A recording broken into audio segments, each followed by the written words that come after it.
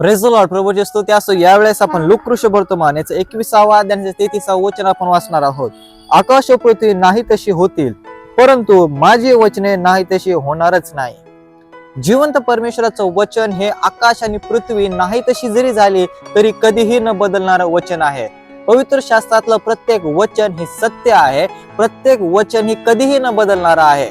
आज तुमच्या आणि माझ्या जीवनामध्ये देखील पवित्र शास्त्रातल्या वचनावर विश्वास ठेवणं फार गरजेचं आहे, कारण ते देवाचे शब्द आहेत. आज तुम्ही आणि मी वचनावर ज्या वेळेला विश्वास ठेवणार आहोत त्यावेळेस ते सत्य वचन तुमच्या आणि माझ्या जीवनामध्ये आपल्या अंतःकरणामध्ये राहणार आहे आणि त्याद्वारे आपलं जीवन हे आश्रयित होणार आहे. कारण पवित्र शास्त्र सांगत आहे की आकाश आणि पृथ्वी नाही तशी जरी झाली, परंतु देवाचे वचन, परमेश्वराच्या मुखातलं वचन, पवित्र शास्त्रातले वचन कधीही बदलणार नाही. आज त्या वचनावर तुमचा आणि माझा विश्वास असणं फार गरजेचं आहे, जेणेकरून तुमचं आणि माझं जीवन अधिक पटीने आश्रयित होणार आणि आपल्या जीवनाद्वारे त्या जिवंत परमेश्वराचा गौरव झाल्याशिवाय राहणार नाही.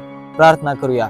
जिवंत परमेश्वरा, मी प्रार्थना करतो प्रभू तुझं सत्य वचन, तुझं महान वचन आमच्या मध्ये आहे याबद्दल जी उपकार मानतो, कारण हे वचन कधीही न बदलणार आहे. हे सार्वकालिक आमच्या सोबत राहणारं वचन आहे याबद्दल जी उपकार मानतो. येशू आमचा तारणारा त्याच्या नावामध्ये प्रार्थना केली म्हणून तू आई. आमेन. देव बाप करो तो मग सर्वांना वचनाद्वारे आशीर्वाद करो. आमेन.